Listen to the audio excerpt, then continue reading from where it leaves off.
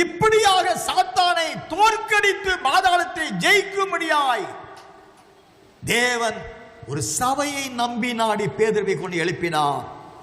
பாதாளம் சபை மேற்கொள்ள மாட்டாது என்ற தேவ தீர்மானம் கிருபையின்கால சபைகளிலே நிறைவேறவில்லை.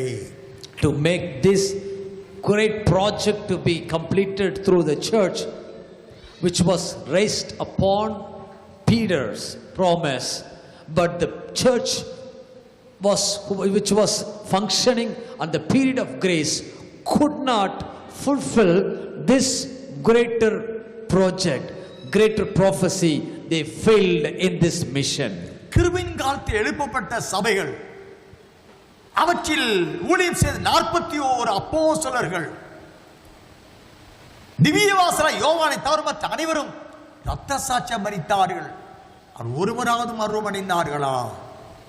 அவர்களால் எழுப்பப்பட்ட சபைகள் ஒரு சபையாவது மறுமடைந்ததா? மகிமடைந்ததா? இல்லையே. ஆனால் தேவ திட்டம் சாத்தானை சபை மேற்கொள்ள வேண்டும். தேவன் சபைக்காக மகா பாபிலோனை அழிக்க வேண்டும்.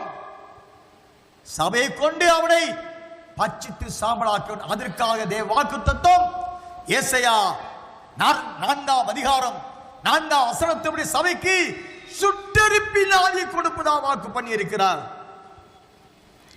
We can find every New Testament churches which supposed to defeat Satan, they failed in mission. All the 41 apostles, 41 ministers has been faced the natural death, except John the apostle. Everyone faced death. According to book of Isaiah chapter 4 verse 4,